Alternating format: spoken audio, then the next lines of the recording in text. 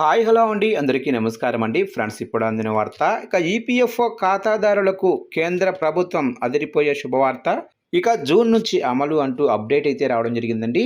అయితే ఇందుకు సంబంధించిన పూర్తి వివరాలు అయితే మన వీడియోలో తెలుసుకుందామండి. ఆ గుడ్ న్యూస్ ఏంటనేది వీడియో మాత్రం పూర్తి వరకు చూడండి ఫ్రెండ్స్, అప్పుడే మనకి పూర్తి సమాచారం అయితే తెలుస్తుంది.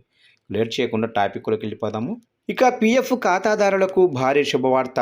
కేంద్ర ప్రభుత్వం పీఎఫ్ బ్యాలెన్స్పై వడ్డీ జమ చేసేందుకు ముహూర్తం ఫిక్స్ చేసింది.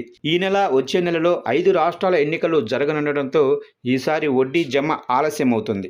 ప్రతిసారి మార్చి 31 తర్వాత వడ్డీని విడుదల చేసే ప్రాసెస్ మొదలవుతుంది. కానీ ఈసారి పలు రాష్ట్రాలలో అసెంబ్లీ ఎన్నికలు ఉండటంతో విడుదలలో జాప్యం జరుగుతుంది. 5 రాష్ట్రాల్లో ఓట్ల లెక్కింపు ముగిసిన తర్వాత పీఎఫ్ ఖాతాదారులకు కేంద్రం వడ్డీని జమ చేయనుందని తెలుస్తుంది.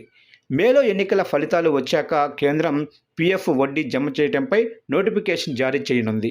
ఇక జూన్కు ముందే పీఎఫ్ వడ్డీని ఖరారు చేస్తూ ఉత్తర్వులు ఇవ్వనుంది. అనంతరం చందాదారులకు డబ్బులు విడుదల చేయనుంది. ఇక జూన్ నుంచి ఆగస్టు మధ్య ఖాతాదారుల అకౌంట్లలో వడ్డీ నిధులు పడతాయని తెలుస్తుంది.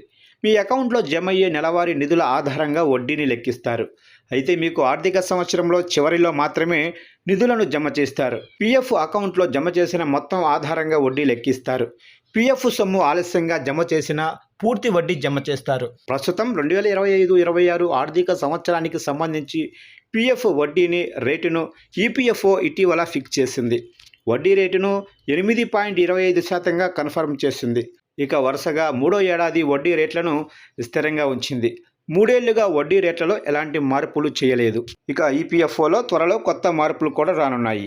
పీఎఫ్ నగదును సులువుగా విత్డ్రా చేసుకునేందుకు యూపీఐ ఏటీఎం సౌకర్యం అందుబాటులోకి తీసుకురానుంది.